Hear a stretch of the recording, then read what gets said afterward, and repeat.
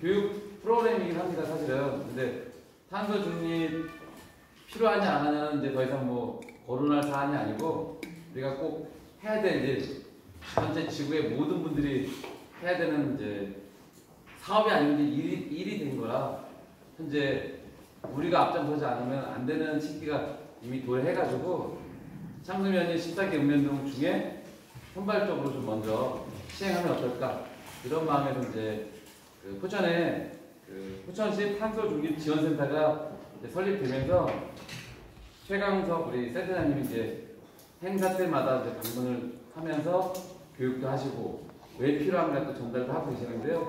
이런 사람들을 이제 직접 교육도 받으시고 이런 탄소 중립에 관한 부분에 있어서 창수면이 나아갈 길 그리고 더 발전적으로 어떤 사업을 진행해야 될까까지 같이 거론하게 될 것 같습니다. 오늘 방문해 주신 내빈 중에 경기환경에너지진흥원에서 허미선 과장님 참석해 주셨습니다.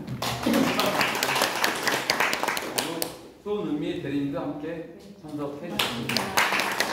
오늘 자세한 사항은 제가 뭐 전달 사항보다는 우리 그 센터장님, 탄소중립센터 센터장님께서 관련된 이야기랑 사례, 발전적인 이야기 한번 곁들일 수 있도록 전달드리고 모시도록 하겠습니다. 네, 큰 박수 부탁드리겠습니다. 안녕하세요. 오늘 비가 와가지고 제가 이제 방금 소개받은 포천시 탄소중립지원센터 최광석입니다.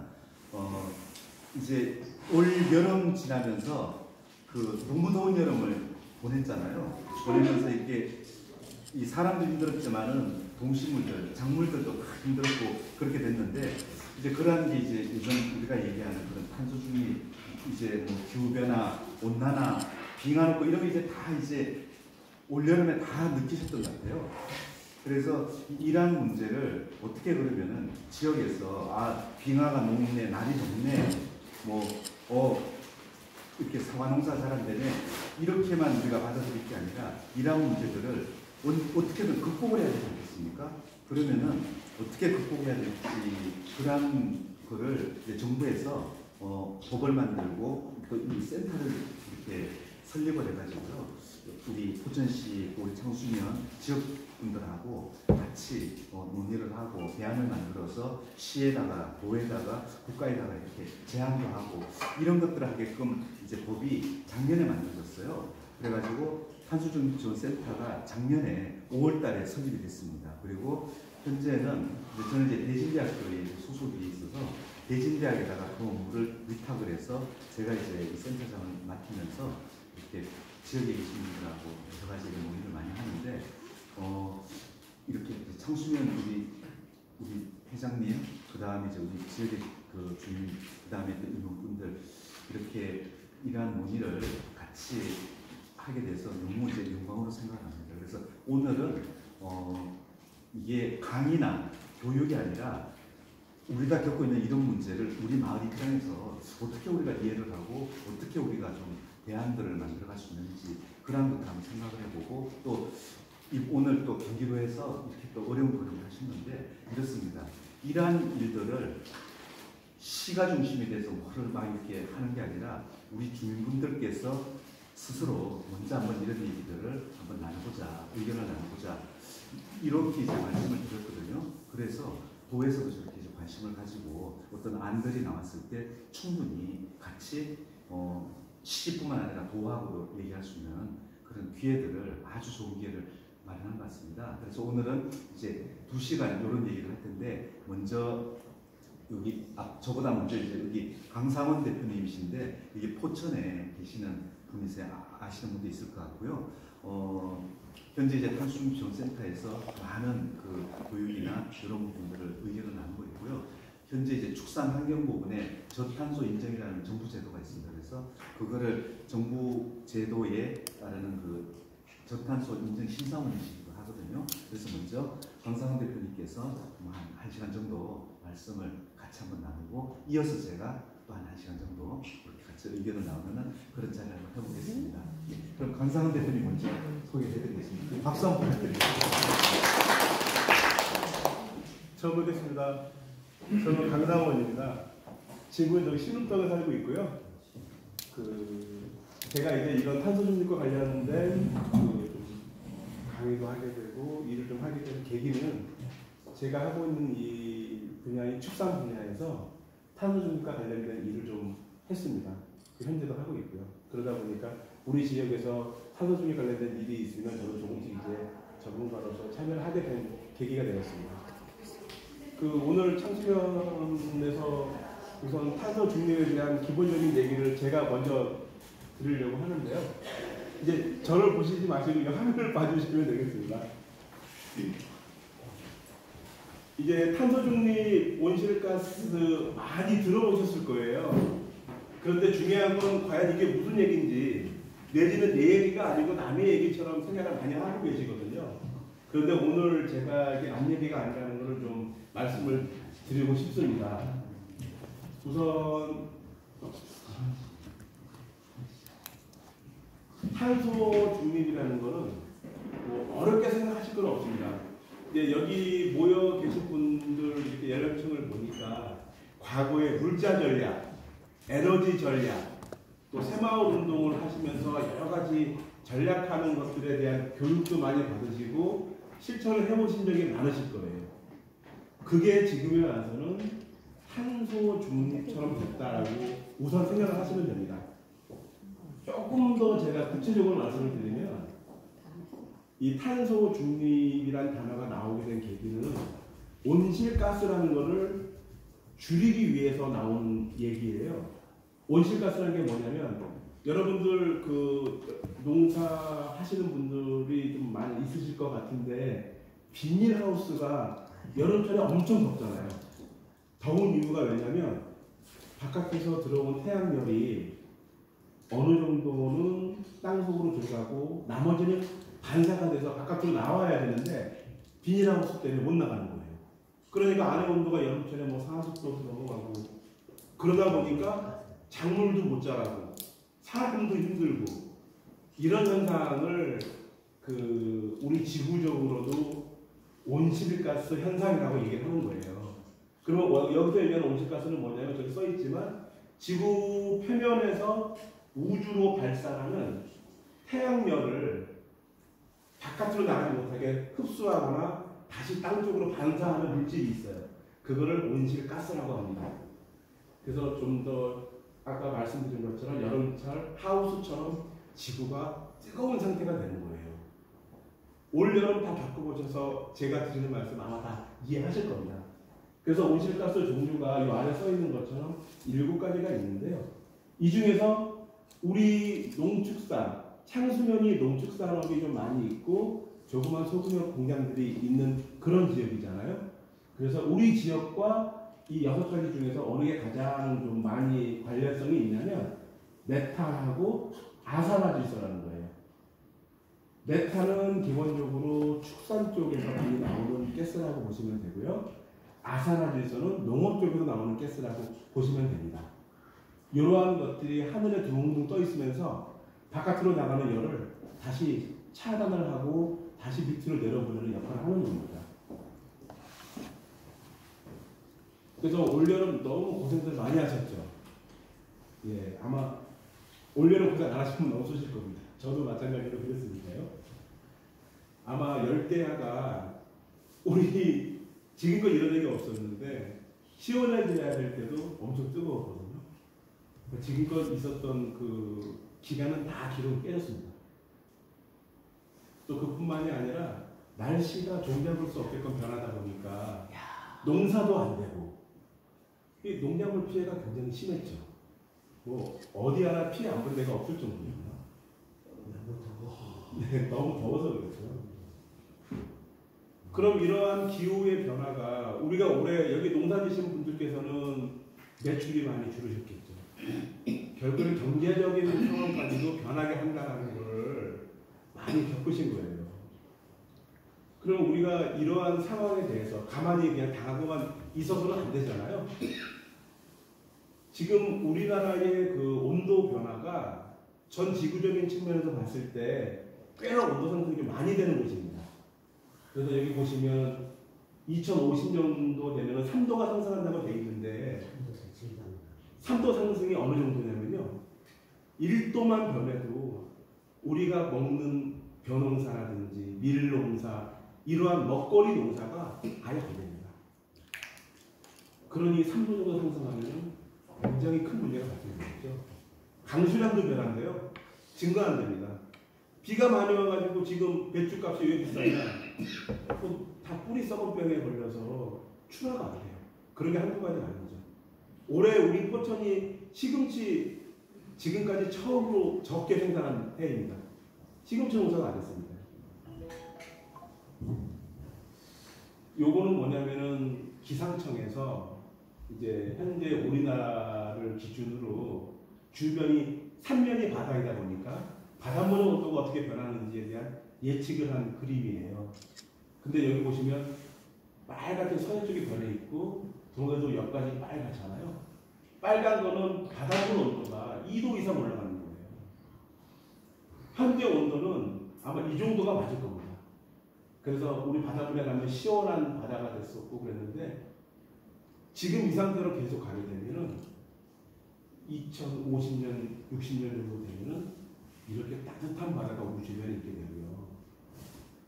이걸로 인해서 저 북극에 있는 남극에 있는 얼음도 녹아내리고 해수면의 높이가 변하게 되고 이런 것 때문에 우리가 생활하는 이 모든 것들이 굉장히 많이 변하게 됩니다. 뭐 다들 아시겠지만 바닷물 온도가 뜨거워지면요 수증기가 많이 올라갑니다. 그러면 구름이 많이 만들어지겠죠. 그럼 구름이 많이 만들어지면 어딘가에 비가 많이 내리고요. 비가 내림과 동시에 또 바람이 많이 일어납니다. 이제 이 둘 관계는 댁에서 샤워하실 때 샤워를 이렇게 틀어보세요. 바람이 일어나요. 비, 바람은 같이 만들어집니다. 즉 이게 지구상에서 이러한 순환 구조가 우리가 알고 있는 기후거든요. 대기 환경. 즉 바닷물 우리 땅 주변에 뜨거운 물이 자꾸 많아지면 이런 현상에 의해서 변화가 많이 생기겠죠. 앞으로는 올해 겪은 이런 어려움이 더욱더 많아질 수 있습니다. 그렇기 때문에 우리가 온실가스를 저감을 해야 된다. 그리고 당장 우리도 문제지만 우리의 자손들까지도 직접적으로 피해가 가기 때문에 그런 거죠. 올해 이 기후변화 때문에 농산물 쪽 하시는 분들은 수확량 감소했죠. 결국에는 수익 감소, 돈벌이가 덜 됐습니다. 그러면 우리의 삶에서 돈이라는 게 굉장히 필요한 기본적인 요소인데 삶에도 위협이 되는 거죠. 이 단순히 기후변화라는 게 견디면 되고 잠깐이면 가겠지 했던 생각이 지금 와서 보니까 아니라는 거죠. 당장 우리 옆에 와 있습니다. 그러면 이러한 시대에 우리는 또 우리 지구에 있는 사람들은 무언가를 하겠죠. 적응을 하기 위해서. 그걸 적응 기술이라고 표현을 하거든요. 더워지는 거에 대해서 적응을 하자. 뭐 비가 많이 내리는 거에 대해서 적응하자. 이러한 기술들을 전 지구적으로 다 준비하고 연구하고 있습니다. 근데 이러한 적응 기술이요. 아주 뭐 요란한 기술 그런 거만 있는 건 절대 아니고요. 굉장히 평범한 것도 많습니다. 그래서 온실가스 저감을 위해서 하는 모든 행동과 기술 그리고 서비스들이 사실 적응 기술에 해당이 됩니다. 그래서 우리가 농사 지을 때 이러한 기후변화에 어떻게 대응을 할까 거기에 필요한 뭐 제재를 쓰거나 어떤 기술적 요소를 갖다가 적용을 시키거나 이런 모든 것들이 적응 기술에 해당되는 거죠. 그래서 크게는 적응 기술이 에너지 파트의 그 적응 기술이 있고요. 또 두 번째로는 우리가 그 생활하는 데 필요한 어떤 제품이나 생산하는 데 필요한 기술들이 있고요. 이제 우리 창수면 같은 경우에는 스마트팜이 되겠죠. 그리고 또 그 밖에 이 기후변화에 있어서 물이 굉장히 중요하거든요. 아까 바다에서 상승해서 우리까지 오는 과정 설명해 드렸듯이 물에 대한 관리도 중요하고 이런 거를 전체적으로 관리하면서 서비스하는 분야도 굉장히 중요합니다. 그래서 크게는 이렇게 네 분야로 나눠지지만 세세하게 들어가면 우리가 사소한 물자 전략, 에너지 전략, 쓰레기 분리해서 버리고 이런 것마저도 다 탄소 중립 활동을 하는 거고 적응 기술에 해당되는 거예요. 그래서 이제 이러한 적응 기술을 우리보다는 선진국이 먼저 좀 알았겠죠. 그래서 그들이 어떻게 했는지를 좀 사례를 살펴보면 요건 이제 덴마크 사례인데요. 사실은 얘네들은 처음 섬에서 먼저 시작했어요. 섬마을에 이런 식으로 풍력 발전소도 만들고 태양광 발전소도 만들고 요 뒤에 있는 거는 그 소각장입니다. 소각장, 쓰레기를 태우거나 무언가를 태워서 발전을 해가지고 기본적으로 우리가 쓰는 전기 에너지와 뜨거운 물 이런 거를 자체적으로 해결할 수 있게끔 이러한 기술을 적용시킨 사례고요. 지금 현재 여기 같은 경우에는 이 발전소 지분의 약 20%를 마을 주민들이 소유를 하고 있어요. 무슨 얘기냐? 20%에 해당되는 수익이 발생이 되면 마을 주민들이 나눠 갖는다는 거죠. 즉 아까 전에 말씀드린 것처럼 기후변화라는 게 우리의 삶의 변화까지 오는데 그 중간 과정에 경제적인 돈이 결부가 돼 있어요. 그래서 이러한 환경에 적응을 하는 과정에서 돈벌이마저도 뭔가 우리가 함께 고민을 하자. 이런 내용 때문에 이러한 적응 기술이 사례로 만들어지는 거고요. 이건 바로 그 일본입니다. 일본의 요거 아주 인구가 한 1,500명 되는 마을인데 65세 이상의 고령 인구가 거의 반 정도 되는 마을이었어요. 우리 참수하고 아주 유사합니다. 또 그런 부분에서는 이분들은 어떻게 실천했냐면 우선 기본적으로 쓰레기를 줄이자라는 차원에서 쓰레기를 분리했어요. 무려 45가지 종류로 분리했답니다.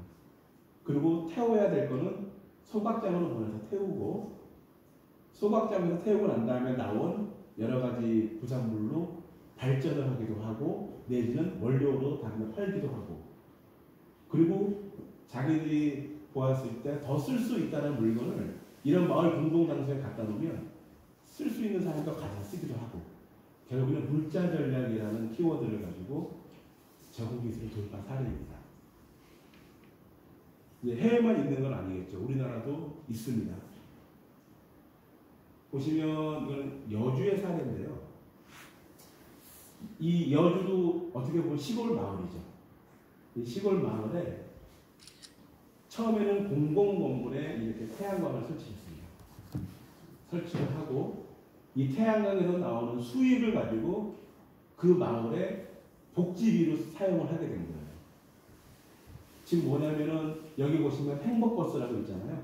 마을 자체적으로 버스도 운영하고요. 이 비용으로.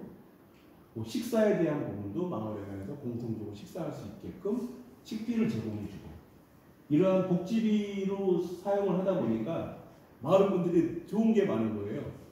그래서 지금에 와서는 이 태양광을 좀 더 크게 확대를 하고 여기서 나오는 수익을 각각의 세대별로 수익으로 가져갈 수 있는 모델을 지금 추진 중에 있습니다. 여기 같은 경우는 또 하나의 사례를 말씀을 드릴게요.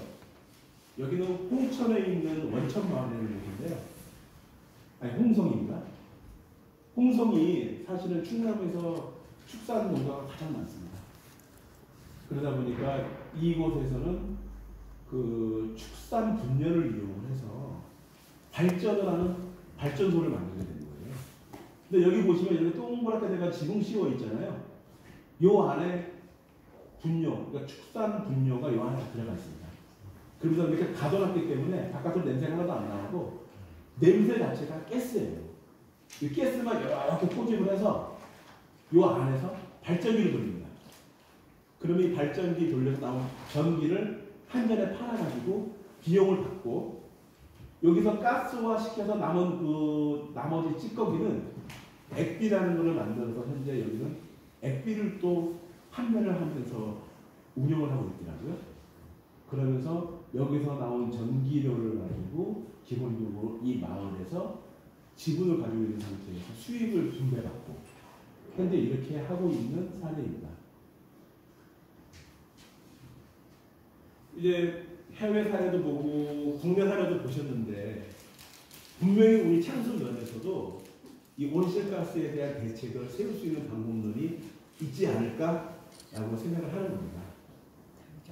그래서 우리 창수면에 가지고 있는 여건 여러 가지 상황들을 우리 주민분들은 어느 정도 알고 계시잖아요. 그러면 여러 가지 해외 사례나 선진 사례를 이렇게 보고 들으시면서 아 우리는 이런 거 하면은 가능성이 있겠구나라는 게 아마 떠오르실 텐데 기본적으로 창수에 대한 내용을 조금 제가 보니까 좀 한 65세 이상의 노령인구가 거의 한 45% 이상 정도 되어 있으시더라고요.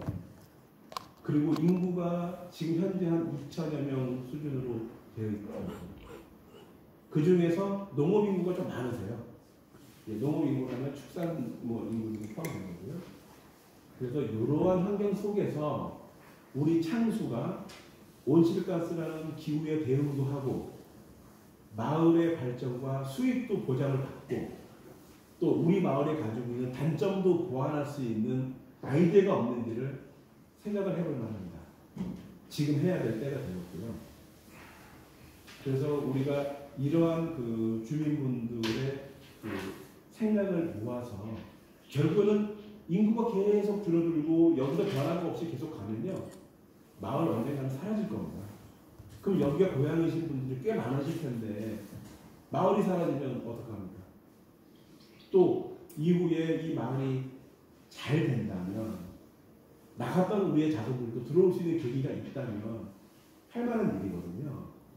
그래서 이러한 지속적인 마을 그리고 인구도 늘어나면서 생활 여건도 좋아지고 가장 중요한 경제활동 기반까지도 우리가 확보할 수 있는 방법은 없을까를 고민하셔야 되는 겁니다. 그래서 제가 창수에 대한 이렇게 자료를 보고 만약에 제가 그런 제안을 할 수 있다면은 저는 아까 홍성 사례를 말씀드린 것처럼 홍성의 사례를 일부 빌려오고 또 여주 사례도 빌려오고 이렇게 해서 우리 창수면에서 에너지를 기반으로 한 자립경제 어떤 마을을 만들 수 있지 않을까라는 생각을 해보게 되었습니다. 그래서 결국에는 그러한 일이 이루어지려면 가장 중요한 거는요. 주민분들의 자발적인 참여가 있으셔야 됩니다. 필요성을 분명하게 인식을 하고 그 필요성을 토대로 해서 어떻게 하면 우리가 더 잘 살 수 있을까 문제를 해결할 수 있을지를 고민을 하시는 이러한 행동들을 자발적으로 해주셔야 돼요. 그러면 행정이 뒷받침을 하게 되어 있습니다. 행정에서는 인허가에 대한 문제 또 이러한 무언가를 하기 위한 자금이 꼭 필요하거든요.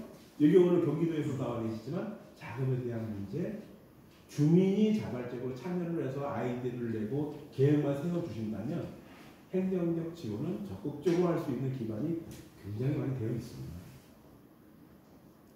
그래서 오늘 이 짧은 시간 동안 그냥 저의 조그만 말씀을 드렸는데요.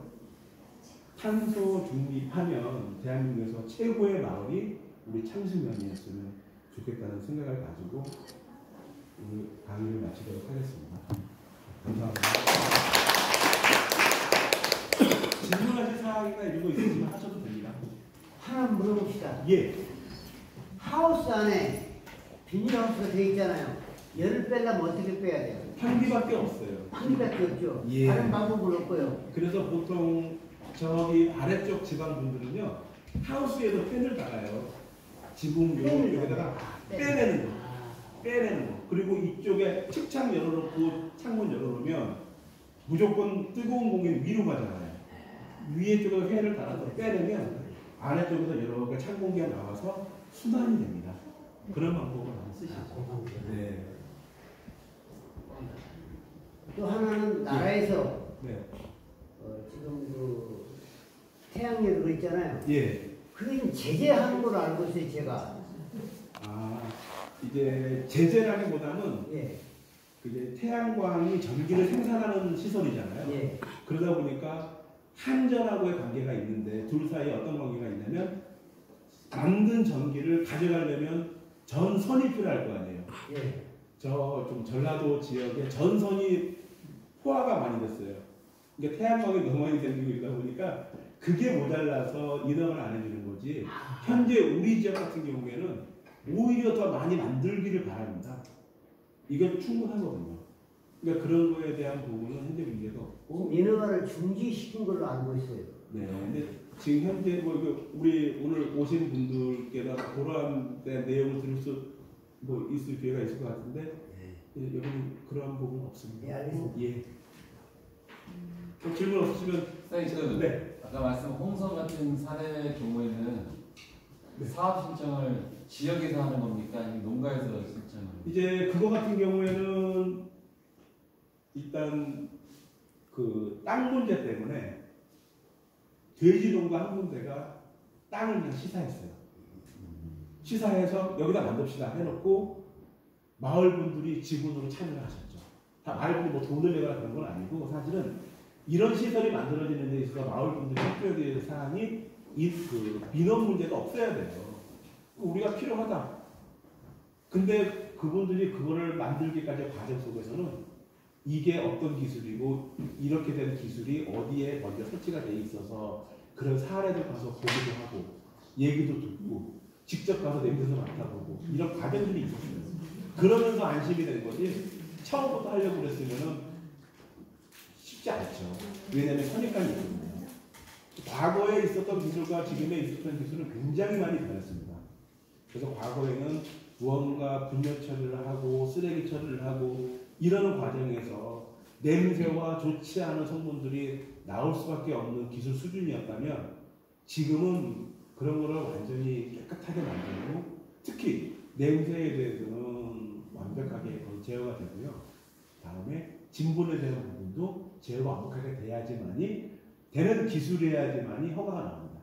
그러니까 우선적으로 이제 그런 과정을 이제 우리 주민들과 함께 그분들도 했던 거고요. 안심이 되고 난 다음에 오케이가 된 거죠. 아, 주도적으로 농가분들이 신청을 하신 거예요? 예, 이제 사실은 그 농가분들이 먼저 아이디어를 냈고 아이디어 내는 과정에서 처음에는 반대가 당연히 있었어요. 근데 그 반대를 극복하는 과정이 그런 데를 다니면서 아, 되는 거구나. 지금에 와서는 아까 사진에 보셨다시피 완전히 꽁꽁 싸매져 있거든요. 냄새가 나는 만한 요인이 아예 없고 냄새 자체가 에너지원이기 때문에 절대로 안 버립니다.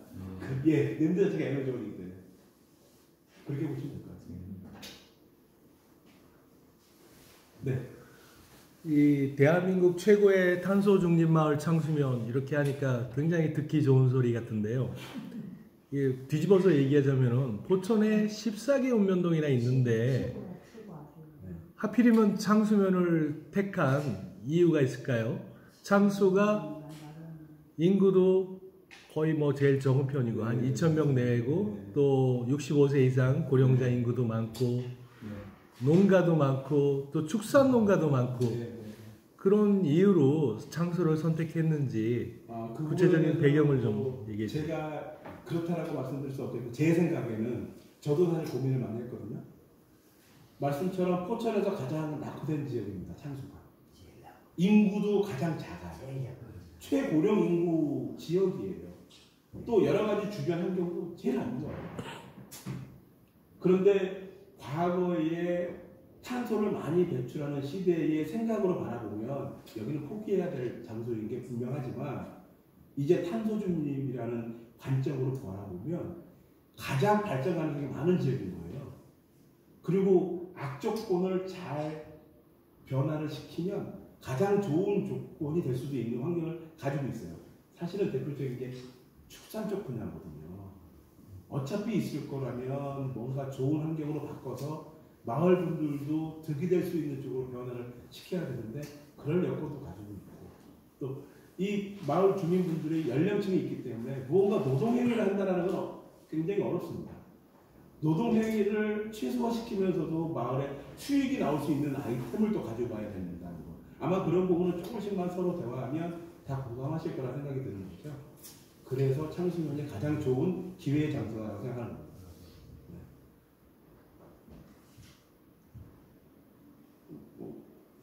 없으면 저는 이만 마치고 이제 이번 메인입니다. 센터장님께서 강의를 해주실 것 같습니다.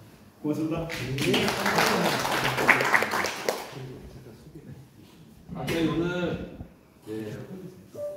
탄소 중립마을 창소라는 주제의 안으로 창소에 계시는 우리 유관단체 회원님이랑 회장님들을 모시고 저희가 이제 사업을 좀 진행하고 있는데요. 오늘 또 양사연 우리 포천뉴스 국장님께서 대표님께서 오셔가지고 내빈이 인사 한번 들수 있게. 예? 오랜만에 처음으로 대인대 TV 기자님 인사해 한번 한 말씀 해주시면 감사드리겠습니다.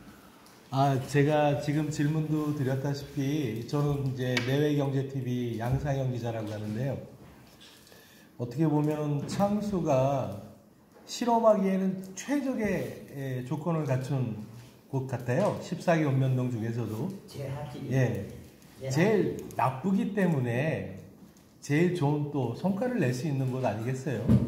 이런 탄소 중립 실천 마을 이런 게 이제 포천에서 창수를 시작으로 14기 읍면동으로 쭉 퍼져나갔으면 좋겠습니다.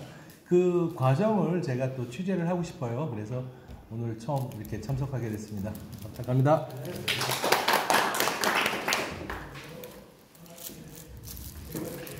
그 탄소 중립이 참 어려운 주제고 한데 우리 그 앞부분에 지역을 너무 잘 이해하시고 지역에 해야 될 방향을 잘 이해하시니까 아주 쉽게 이렇게 큰 이렇게 어떤 방향을 제시해 주신 것 같아요. 그래서 제가 오히려 이제 이 설명드리는 부담이 많이 줄었습니다. 이제 제가 하는 건 뭔가 하면 이제 그런 류의 방향으로 나가는 게 하나의 내용인데 그러면 국가는 그 다음에 시는 그 다음에 또 다른 이러한 우리가 어떤 방향을 정했을 때에 같이 그런 면에서 행정과 재정의 어떤 도움을 받고 나가는 방법은 없을까? 그 다음에 또 방금 우리 양상현 기자님께서 말씀하신 내용 있지 않습니까? 왜 창수면인가? 거기에 대해서 이제 제가 조금 먼저 설명드리고 그 다음에 이제 시와 국가, 도움, 그 다음에 센터의 행정재정적인 지원들을 어떻게 같이 가져갈 수 있는지 거기에는 또 우리가 어떻게 같이 한 원팀을 이루고 가야 될지 그런 내용을 조금 설명을 드리겠습니다. 바로 이어서 하다가 또 쉬겠습니다. 네. 제가 이제 말씀드리고자 하는 것은 방금 양상현 기자님께서 얘기하신 그 질문에 대한 답이라고 하셨어요. 첫 번째가 왜 창수면인가? 예, 그걸 한번 같이 제가 사례를 본 얘기를 한번 해보고요. 이렇게 우리 양상현 기자님하고 통화하고 이게 짰다는 표현 하겠습니다. 죄송합니다. 전혀 없어요. 근데 그거를 딱 얘기를 해주시니까 제가 너무 이게 딱 이렇게 처음 얘기하기가 쉬운 거예요. 그 얘기입니다. 그 다음에 그러면 그런 사례가 우리 창수면하고 맞아떨어진다 그러면 과연 정부와 포천시는 뭐를 정책적으로 지원해 줄 수 있는지 그 다음에 오늘 도에서도 나오셨잖아요. 도의 정책은 뭔지 그런 게 대한 얘기를 한번 나눠보고 그러면 우리는 그러면 그러한데 우리는 그럼 어떡할래? 우리는 어떡할까? 그런 세 가지 주제를 한번 제가 정리해 보겠습니다. 먼저 첫 번째 왜 창수면인가? 그입니다. 여기를 한번 보십시오. 딱 받은 느낌이 자 행복하다. 이건 우울하다, 괴롭다, 짜증난다. 어떻습니까? 그냥 느낌으로. 뭔가 좋고 마음에 환경이 너무 좋아 보여. 맞습니다, 맞습니다. 딱 봐도 뭔가 그죠? 창수면 같지 않아요? 아니 그게 아니고 요거 말고 요거는 이제 요거는 요런 게 이렇죠. 20년 뒤입니다. 20년 전에 이렇게가 20년 전에 저랬어요. 여기 보면은 자연이 있고, 그죠? 그 다음에 우리 집이 있고, 그리고 발전하는 모습이 있고, 그 발전하는 모습 20년 뒤에 이렇게까지 갔거든요. 그런데 여기가 어딘가 하면은 말매라는 곳이에요. 여기에 대해서 조금 설명을 해드릴게요. 말매는 대한민국 때문에 망한 도시입니다. 세계 최대의 조선소가 예, 왜 망했는가 하면은 바이킹 아시죠? 바이킹 이놈들이 제가 이렇게 막 표현해도 될까요? 좀 편하게 하려고 그렇게 좀 그래도 양해를 좀 부탁드리겠습니다. 바이킹이 이 스웨덴 이런 데 그 북유럽 있잖아요. 덩치도 막 이렇지 않습니까? 그 사람들이 배를 만들어 가지고 그냥 그 북유럽을 돌아다니고 다 약탈하고 아프리카까지 내려가 가지고 이집트 가 가지고도 그냥 약탈하고 이런 데가 그 바이킹이거든요. 그러다 보니까 뭐가 가장 앞섰는가 하면 조선이 전 세계 넘버원이었습니다. 그런데 어느 정도 넘버원이었는가 하면은 그 유람선 있잖아요. 크루즈라고 있지 않습니까? 높이가 뭐 한 20층 높이 되는 배. 그게 10만 톤짜리 배인데요. 10만 톤짜리 크루즈 배는 한국의 정박도 안 됩니다. 너무 커서. 그런데 그 배를 만들 수 있는 유일한 배가 바로 이 스웨덴의 바로 여기입니다. 바로 여기, 요 지역. 여기서 만들었어요. 그랬는데 그렇게 해서 이제 전 세계 이제 조선을 다 이렇게 1위 해서 소득도 잘 살고 인구도 15만, 지금 포천시 인구만큼 이렇게 가서 전 세계 넘버원 도시, 유럽의 넘버원 도시가 됐어요. 그런데 80년대 넘어서면서 진짜 어떤 일이 있었는가 하면은 대한민국이 현대중공업이 저희 나라가 울산과 현대 미포조선에서 10만 톤짜리 배는 아니더라도 7만 톤, 8만 톤 이런 배들을 만들기 시작한 거예요. 그런데 유럽에서 만든 배의 절반 가격에 만드는 겁니다. 그러니까 보통할 수가 없죠. 우리나라가 지금 현재 중국 때문에 제조업이 다 무너지듯이 똑같은 상황을 80년대 겪은 거예요. 예, 그래서 여기가 망했어요. 80년대에. 그래 이제 말미의 눈물은 뭔가 하면은 망하니까 그 조선의 어마한 시설이 있잖아요. 10만 톤 배를 끌 수 있는 기중기가 있어요. 전 세계 하나밖에 없었는데요. 그거를 이제 10만, 15만 도시의 사람이 3만 5천 명까지 나왔어요. 완전히 쑥대밭이 됐습니다. 그런데 이 10만 톤의 큰 크레인이 이렇게 서 있는데 얼마나 흉물스럽겠습니까? 그래가지고 시에서 그걸 이제 국제시장에다가 매각을 내놨어요. 아유, 우리 이걸 팝시다. 그랬는데 얼마에 팔았는가 하면 현대중공업한테 1원에 팔았어요. 정말입니다. 그래서 2001년도에 현대중공업이 가서 그거를 뜯어서 이제 배에 싣고 한국에 와서 우리가 드디어 이제 10만 톤 크루즈배를 만들 수 있는 시설을 만들면서 우리나라 조선이 80년대, 90년대, 2000년대 초반까지 급성장을 한 겁니다.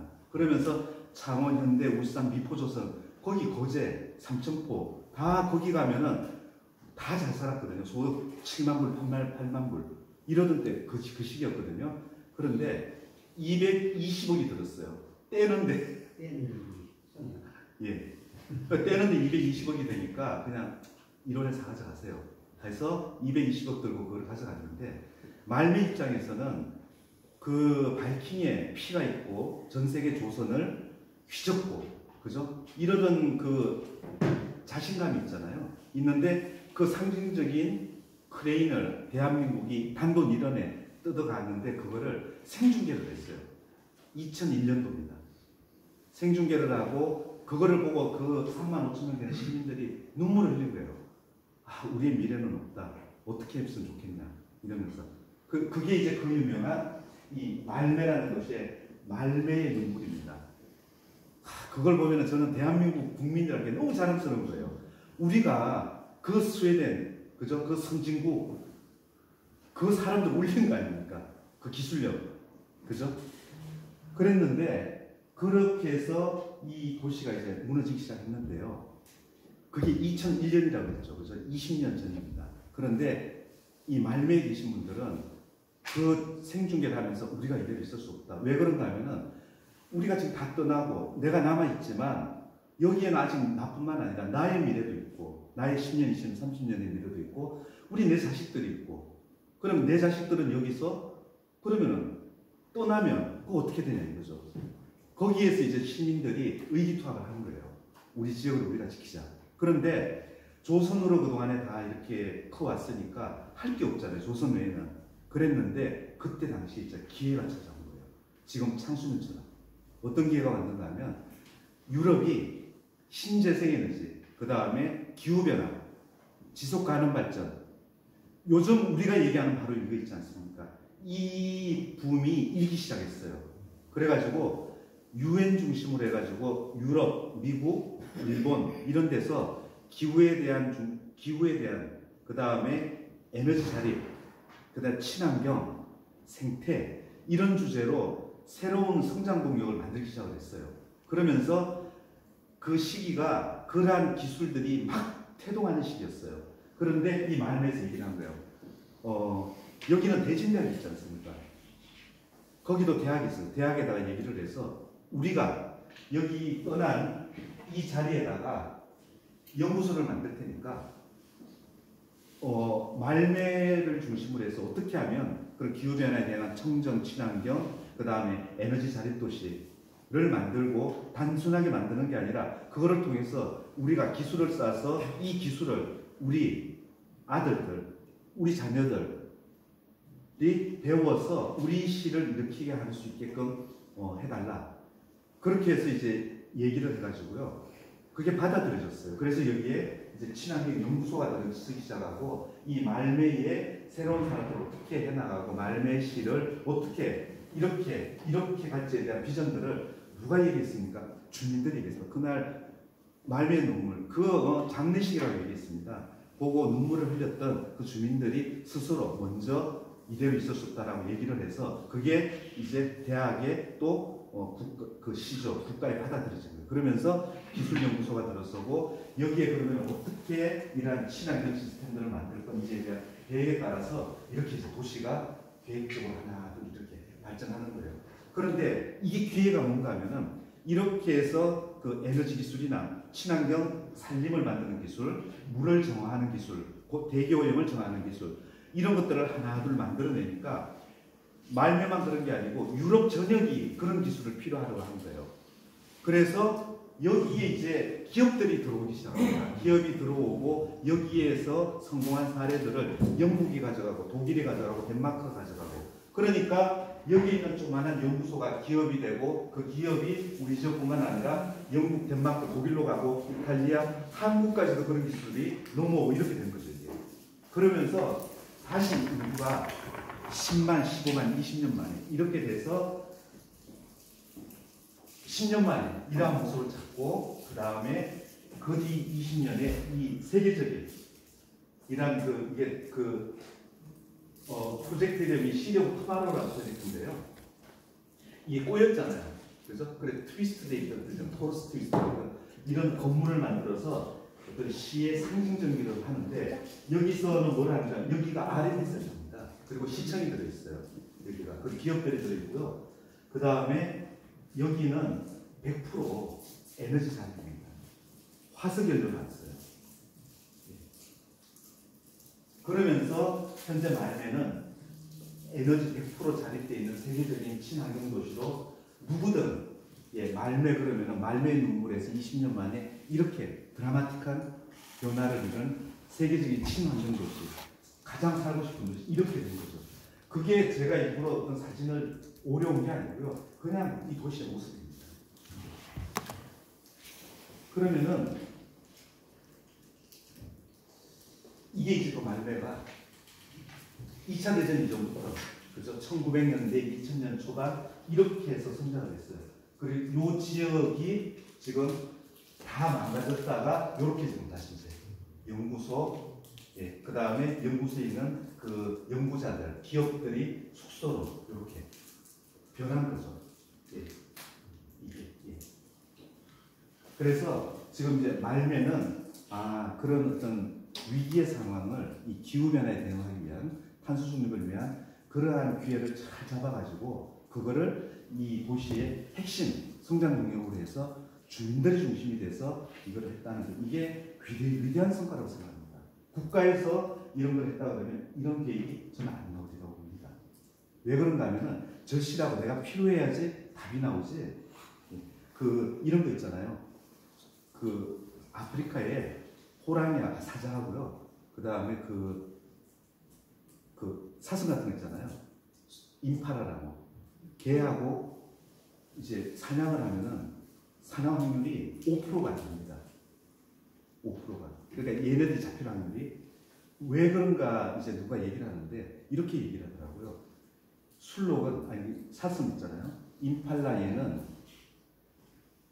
0 아니면 제로잖아요. 죽는 거는 사는 거 2개 선택밖에 없잖아요. 그러니까 그냥 최선을 다하지만 얘는 0 아니면 제로가 아니거든. 안 잡히면 내일 잡아먹는 돼요. 내일 잡아먹는 돼요. 절실하지 않으니까 안 되는 거예요. 그래서 여기에 성공 사례는 시가 주도가 됐다면 이건 사자의 생각을 했을 것 같아요. 여기 아니면 또 하면 되지. 오늘 아니면 내일 하면 되지. 이거 아니면 저거 하면 되지. 시장님의 정책이 바뀌면 그 다음 시장님이 이거 안 할 수도 있지. 그런데 시민이 중심이 돼서 술록 같은 임팔라 같은 0 아니면 제로 그런 마음에서 시작을 하고 거기에 이제 이 말매는 그게 하나의 자극제가 되고 유럽의 신재생에너지와 탄소중립과 친환경이라는 붐을 타고 기술을 개발하고 산업을 유치하면서 그렇게 간 겁니다. 전혀 여기 없었던 산업을 유치한 겁니다. 그게 우리 창수면의 모습하고 저는 상당히 많이 닮아있다고 생각하는데요. 또 있습니다. 어딘가는 지금 스웨덴의 말면은 이렇게 해서 관광객들이 시의 재정이 풍부하니까 이런 정원도 만들고 도시도 꾸미고 이렇게 됐습니다. 그래서 전 세계 관광객들이 와서 그 기후와 친환경 산업뿐만 아니라 이렇게 지금 돼 있는 도시고요. 또 하나가 있습니다. 이건 독일입니다. 독일의 프라이브루프인데 여기는 또 어떤 아픔이 있는가 하면은 유럽은 원자력이 있잖아요. 원자력을 일찍 껐어요. 80년대에 다 껐습니다. 90년대에는 아예 원자력을 켜지 못했어요. 그런데 이 프라이브루프라는 도시는 독일에서 가장 큰 원자력 시설이 들어가 있었어요. 그래서 여기 있는 대부분의 주민들은 그 원자력 시설에 근무하는 사람들이에요. 거기에 연구자들, 기술자들, 근로자들 다 이런 분들이에요. 그렇게 해서 도시가 23만 명이나 되는 이런 도시였는데 80년대부터 원자력을 끄기 시작하니까 그분들 어디 갑니까? 갈 데가 없는 거예요. 그래서 망했어요, 이 도시도. 그랬는데 그 시기를 이 프라이브루크는 또 어떻게 생각을 했는가 똑같습니다. 그러면 원자력을 꺼야 되니까 새로운 에너지가 있어야 되지 않습니까? 그 에너지는 태양열, 태양광, 풍력, 땅에서 나는 지열, 이 공기를 이용한 그러한 에너지원, 물을 이용한 에너지원, 이런 다양한 에너지원을 찾아서 그러한 에너지원을 이런 꺼진 원자력을 대체하는 기술과 어떤 에너지원으로 이렇게 활용하고 연구하는 그러한 노력을 똑같이 주민들이 시작을 했습니다. 그래서 지금 여기 같은 경우는 뭐라고 얘기해요? 독일 프라이브루크는 얘기를 하는가 하면 독일의 에너지 수도다, 환경 수도다 이렇게 얘기합니다. 그래서 프라이브루크 그러면 여기 대학이 있는데요. 요즘 얘기하는 에너지 기술, 신재생 에너지, 그 다음에 어떤 얘기하셨던 그런 축산 관련되어 있는 가스를 어떻게 처리하는 기술 이런 거는 다 프라이브루크 대학이 세계 최고입니다. 여기가. 그래서 또 여기도 마찬가지예요. 그러한 위기 상황을 위기로 끝냈으면은 이게 그냥 이 도시도 별 없는 도시가 됐을 텐데 이러한 위기에서 유럽에서 일고 있는 그런 신재생 에너지, 그 다음에 기후변화 대응, 탄소 중립 이런 류의 붐을 타고 거기에 방향을 찾은 겁니다. 똑같이 주민들이 이렇게 중심이 됐습니다. 그래서 그러한 것들이 성공을 해서 지금 여기도 이렇게 세계적인 도시로 성장을 한 거죠. 그래서 자연과 생태 그리고 사람의 삶이 가장 좋아하는 도시 이렇게 됐습니다. 왜 이렇게 되는지 이유가 또 뒤에 또 나옵니다. 제가 또 설명드릴 게 있어요. 그래서 현재 보면은 전기가 이제 너무 남아돌고 하니까 이렇게 트램이라고 해가지고요. 아예 자동차보다는 이런 전기차입니다. 전기차가 마을 곳곳에 다니면서 그런 수송을 대체하고 그 다음에 태양광이나 이런 또 여기 내에 히트펌프라고 해가지고 가정에 에어컨 그 다음에 도시가스 이런 걸 안 씁니다.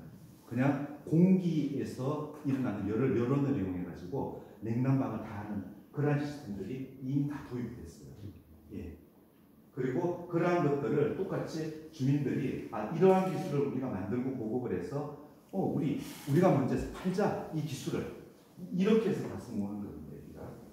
그래서 지금 이제 두 개의 사례를 얘기했는데 이 두 개의 사례는 창수면하고 왜 비슷한가 제가 이제 설명을 드리면 우리 창수면은 그렇습니다. 아까 말씀드렸듯이 포천 시내에서 초고령으로 들어가는 가장 첫 번째, 그 다음에 인구 감소하는 첫 번째, 그 다음에 학교도 지금 없어지고 인구도 2,000명 이하로 점점 내려가고 산업 기반도 가장 약하고 그 다음에 더더구나 이제 여기 창수면은 축산과 관련되어 있는 그런 부분에서 이제 주민과 또 축산업을 하시는 분들 간에 또 알지 못하는 그런 여러 가지 갈등과 대립의 문제 그런 것들 누가 해결해야 되냐 이런 여러 가지가 있는 것 같아요.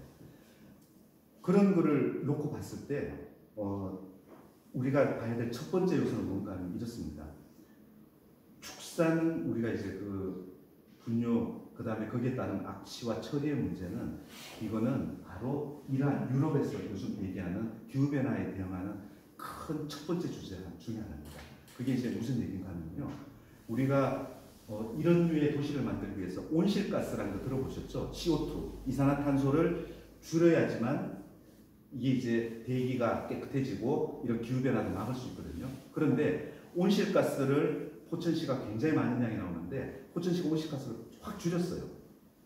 그래가지고 목표 달성했어요. 그런데 우리 창수면에는 이러한 문제 그대로 남아있어요. 그랬을 때 과연 우리 시의 기후정책이 성공했다고 얘기할 수 있느냐? 전혀 아니라고 보거든요. 온실가스를 줄여서 이러한 청정한 친환경 여건을 만든 건 좋지만은 사람과 자연이 사는 이 정주 여건이 똑같이 온실가스 줄이는 것만큼 청정하고 건강이 유지가 돼요. 그러한 건강은 사람에게만 해당되는 게 아니라 우리 동물이 있지 않습니까? 동물도 이제는 우리가 눈을 여겨봐야 됩니다. 걔네들은 무슨 우리가 뭐 잡아먹는 가축이 있긴 하지만 걔네들은 무슨 죄가 있어서 그런 환경에서 걔네들 코가 없는 게 아니지 않습니까? 다 같이 있거든요. 그래서 그러한 부분들을 우리가 조금 더 생각하고 어떤 정책을 내는 것이 지금 이러한 유엔에서 얘기하는 온실가스를 절감하는 것 플러스 아까 기후 적응 기술이라고 말씀한 게 있잖아요. 그 적응이라는 이 두 가지를 같이 달성해야 된다. 이렇게 얘기하고 있습니다. 그러니까 기후변화를 통해서 온실가스 주는 것뿐만 아니라 그 지역과 사람의 삶 자체가 행복하지 않으면 온실가스 줄여서 아무 소용없다. 이런 얘기들을 하기 시작했어요. 그런 걸 보면 우리 창수면이 이러한 유럽의 사례나 현재 가지고 있는 여건들이 굉장한 기회가 있는 것 같고요. 또 하나 올여름을 겪으면서 누구든 기후변화 이제 다 압니다. 이거 심각하다. 예. 제가 어제 그저께 있잖아요. 학교에 이제 이렇게 다른 분들하고 가면서 깜짝 놀라는 것 같습니다. 단풍이 들지 않습니까? 단풍이 드는데 단풍은 보통 겨울에 이제 나무가 살기 위해서 수관 있죠. 수관을 이렇게 줄이고 물을 갖다 높이 안 올리는 그런 현상 때문에 얘가 많이 마르는 거잖아요. 그럼 단풍은 어디서부터 드는가 하면 나무의 위에부터 들거든요. 위에부터 노랗게 이렇게 빨갛게 이렇게 들고 그 다음에 점점 이렇게 내려와서 떨어지고 이렇게 되는데 어떻게 되는가 하면은 위가 노란 게 아니고 가운데 있죠. 나무가 이렇게 제가 이렇게 있으면은 위가 노래야 되는데 여기쯤에 해가지고요. 썩어가지고 뭉청 주저앉았어요. 이쪽도 썩어가지고 뭉청 주저앉았어요. 한번 보십시오. 그래서 제가 교수한테 물어봤어요. 아니 이게 도대체 이게 왜 이런 현상이 되냐? 무슨 병충해냐 가을에? 그게 아니라 나무가 정상적으로는 얘가 올여름을 잘 버텼으면은 위에서부터 노랗게 물들어갈 텐데 나무가 얘가 병이 들은 거예요. 올여름 못 견디는 거예요. 그러다 보니까 엉뚱한데 이런 데가 고장이 난 거죠. 허리가 그냥 밑이. 한번 보시면은 그러한 것이 이제 기후변화가 사람뿐만 아니라 이런 환경 생태에 굉장히 큰 영향을 미치고 저 나무가 이런 생각이 듭니다. 올해 같은 이런 열대나 기온이 또 한 번 더 있게 되면은 저 나무가 우리 그 대진닭에 있을까? 벚나무, 벚꽃나무거든요. 벚꽃길 굉장히 아름답습니다. 그 생각이 들더라고요. 그래서 지금 현재의 이러한 기후, 그 다음에 탄소 중립을 위한 우리나라의 인식과 그 다음에 해야 된다는 그런 의지, 노력, 분위기, 이게 이 프라이버크, 말매, 이 사람들이 그 위기를 겪었을 때 그 상황과 딱 떨어지는 거예요. 그래서 이거를 우리가 어떻게 이해를 하고 기회를 마련해야 될지 그러한 것들을 같이 한번 저는 논의했으면 좋겠다는 생각이 들어서 이렇게 회장님께 말씀드리고 또 다른 분들하고도 상의하고 그런 얘기를 한번 해봤습니다. 그래서 계속 이어가겠습니다. 자, 국가는 이게 이제 온실가스 이게 국가 그 양이에요. 우리나라는 한 7억 톤 정도, 6억 9천만 톤 정도. 이게 이제 7억 톤 정도가 국가에서 이렇게 발생시키는 건데 에너지가 가장 많습니다. 예. 에너지가 전체의 약 80% 90% 됩니다. 그러니까 우리나라 온실가스가 7억 톤이면은 한 얘가 한 6억 톤. 6억 톤이 결국은 석탄 발전, 그 다음에 뭐 가스 발전 이런 것 때문에 발전 때문에 되는 거예요. 그러면은 오늘 쓰는 이 전기 이런 거 있잖아요, 그죠? 제가 또 요거 쓰지 않습니다. 이게 다 쓰면은 여기 발생하고 가는 거죠. 포천에는 3개의 발전소가 있어요, 아시죠? 예. 그 발전소가 똑같은 현상을 나타내고 있습니다. 이게 뒤에 또 통계가 나오거든요. 그래서 국가가 7억 톤 중에서 가장 많은 양이 온실 이 부분이고 그 다음에 이제 포천에 있는 기업들이 내는 게 조금 있고, 그 다음에 우리 농축산에서, 그래서 농축산에서도 비료라든지, 그 다음에 또 축산 분뇨라든지, 소가 트림을 한다든지, 그 다음에 이 축산 분뇨가 처리가 안 되고 썩잖아요. 썩을 때 또 이 메탄이 나옵니다. 이런 것들이 이제 여기 들어가 있는 게 있고, 그리고 이제 요거는 뭔가는 산림. 우리 창수면은 굉장히 산림이 많잖아요. 그래서 우리가 그런 문제도 있지만 산림이라는 면에서 이 온실가스 흡수할 수 있는 그런 것들도 굉장히 좋은 여건이 있다. 그렇게 말씀드리고 싶고요. 요거는 우리나라 온실가스는 7억 톤인데 에너지가 한 80% 된다. 이런 거를 말씀드리려고 이 자리를 하나 올렸습니다. 그러면 탄소 중립이라는 것을 어떻게 우리가 이해해야 되는가 하면 국가에서는 지금 여기가 7억 톤이에요. 2018년, 20년 현재라고 보시면 됩니다.